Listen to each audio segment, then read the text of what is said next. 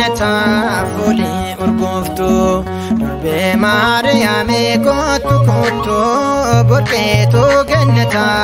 fulee urgooftu durbee Maariyaamii kootu kootu yaagooge nageenya kootu gaara keenya yaagooge nageenya kootu gaara keenya Burqeetu gannata fulee urgooftu durbee Maariyaamii kootu kootu burqeetu gannata fulee urgooftu durbee Maariyaamii kootu kootu yaagooge nageenya kootu gaara keenya yaagooge nageenya kootu gaara keenya Waaqayyoon barbaade kallattii hundaanuu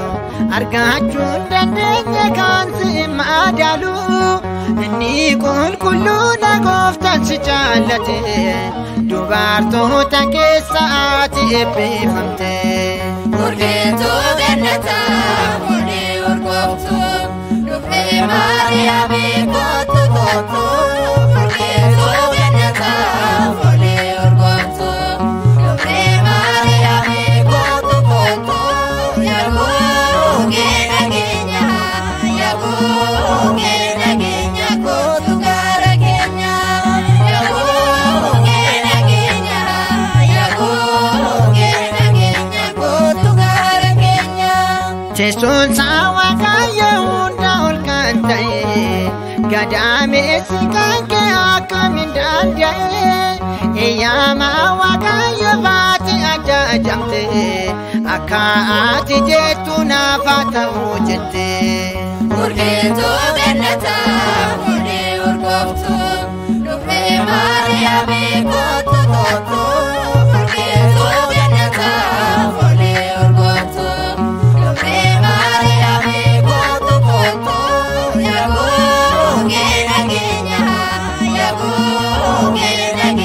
kootu gaara keenya yaagooge nageenya kootu gaara keenya Adam gannataatti ari'amee ba'ee cubbuu isaatti qabee Waaqayyotti bu'ee akka inni fayyu gooftaan kan dubbate durbee Maariyaamiin hundaaf kennamte Burqeetu gannata fulee urgooftu durbee Maariyaamii kootu kootu burqeetu gannata fulee urgooftu durbee Maariyaamii kootu kootu yaagooge nageenya kootu gaara keenya yaagooge nageenya kootu gaara keenya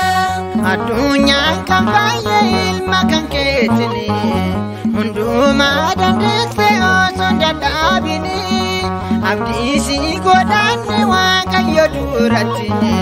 nurraa addaan baay'inaan gadhumaatetti Burqeetu gannata fulee urgooftu durbee Maariyaamii kootu kootu burqeetu gannata fulee urgooftu durbee Maariyaamii kootu kootu yaagooge nageenya kootu gaara keenya yaagooge nageenya kootu gaara keenya Burqeetu gannata fulee urgooftu durbee Maariyaamii kootu kootu burqeetu gannata fulee urgooftu durbee Maariyaamii kootu kootu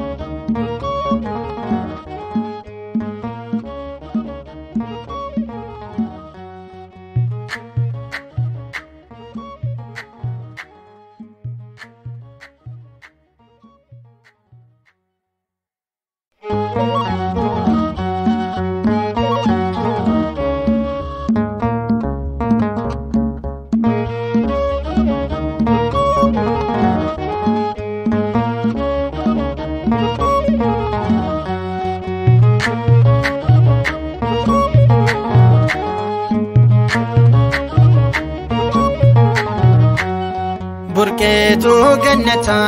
foolii urgooftu durbee maariyaamee kottu kottu burqeetu gannata foolii urgooftu durbee maariyaamee kottu kottu yaagooge nageenya yaagooge nageenya kottu gaara keenya yaagooge nageenya yaagooge nageenya